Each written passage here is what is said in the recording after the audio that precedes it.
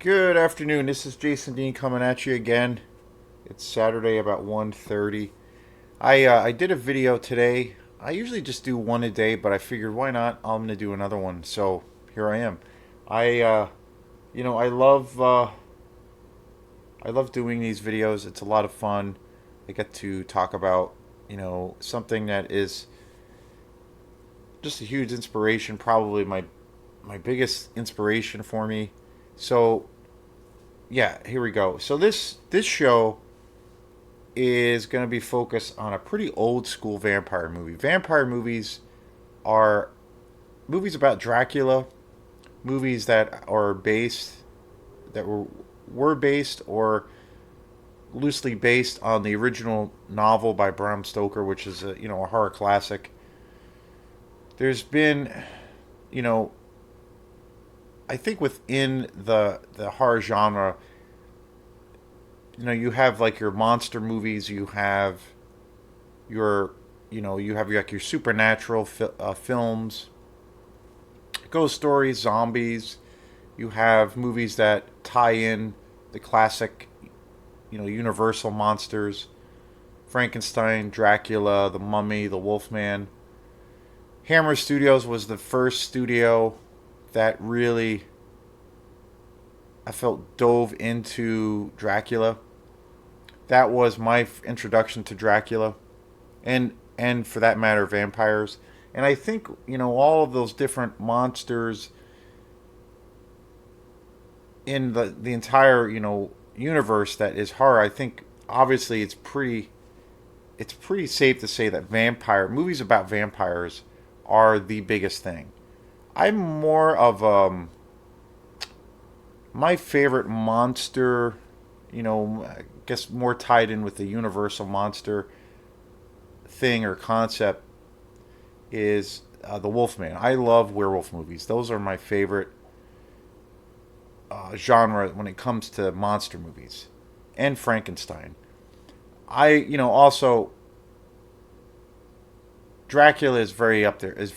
It's a very tight race, basically. A huge fan of Dracula movies and vampire movies in general.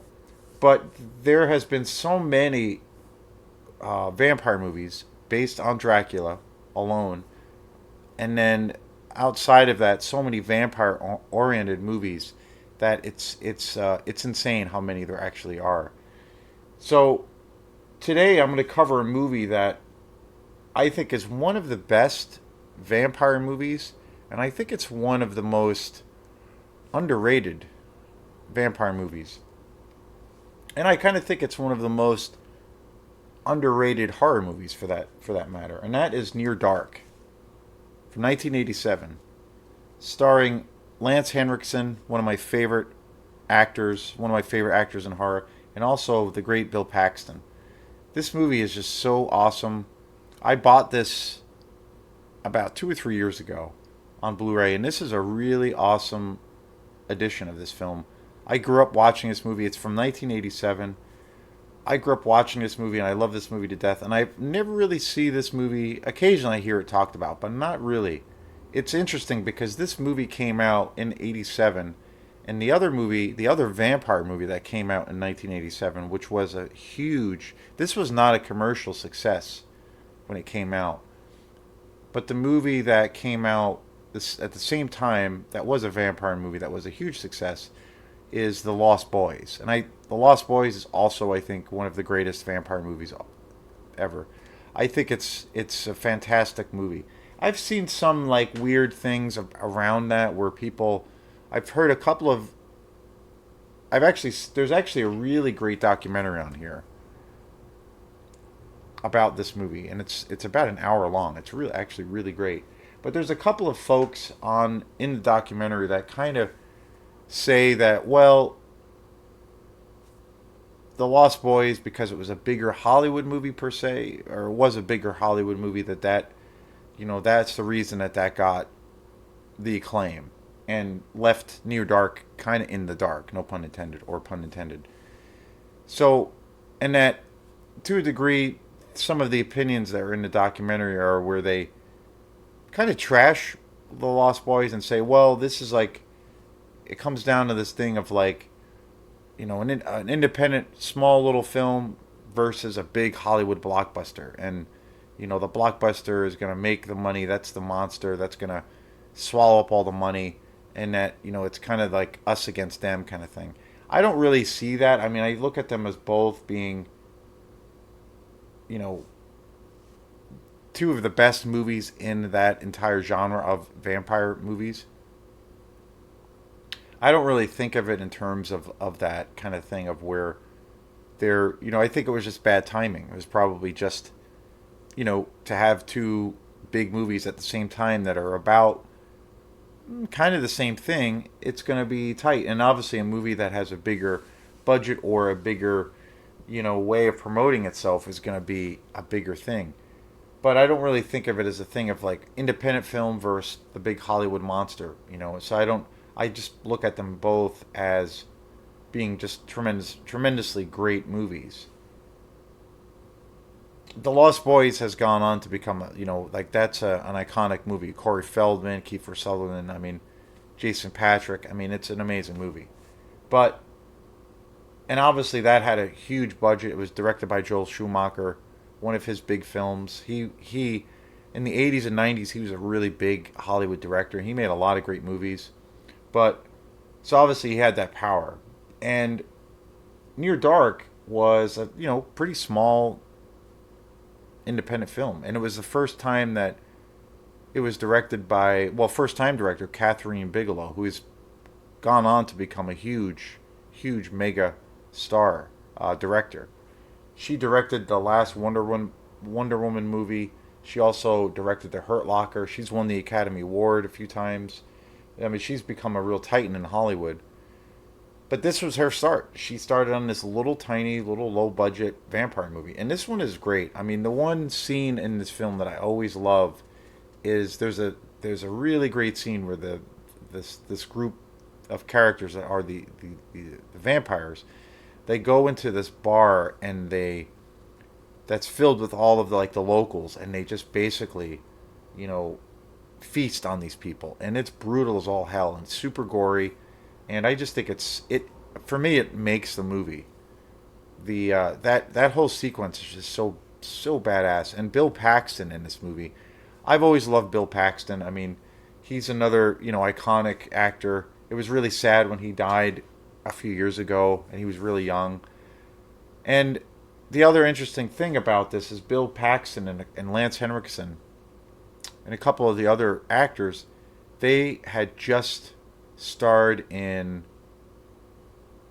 Aliens, directed by James Cameron, which was a huge movie, one of my all-time favorite movies.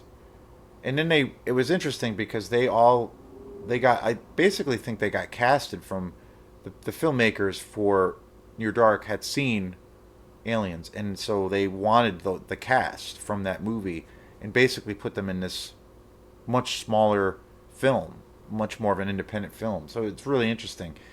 There's an interesting interview with Bill Paxton where they talk about how they were, coming off this big mega budget film, and then they were going into this like smaller, low budget film with like a first time director. And because James Cameron was pretty established by the time, Terminator had been out, and so he was pretty well known.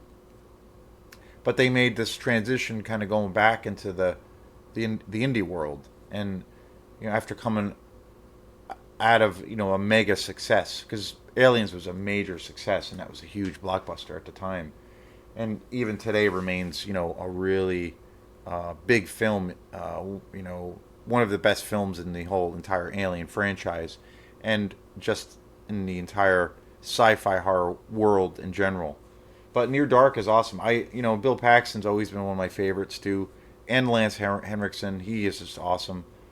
Uh, I think they're both actors, especially Lance Henriksen, are those kinds of actors that they can even be in a movie that is not really that great, but they just have a certain presence. They're just really uh, great to see on the big screen, and they can carry a movie even if it's not a great movie. And I think that this might be my favorite role for Bill Paxton. I just think he's so awesome, and he plays this completely uh, crazed vampire in it. And it's so great because I've never seen him in a role like that before. He's done some horror movies before, some good ones.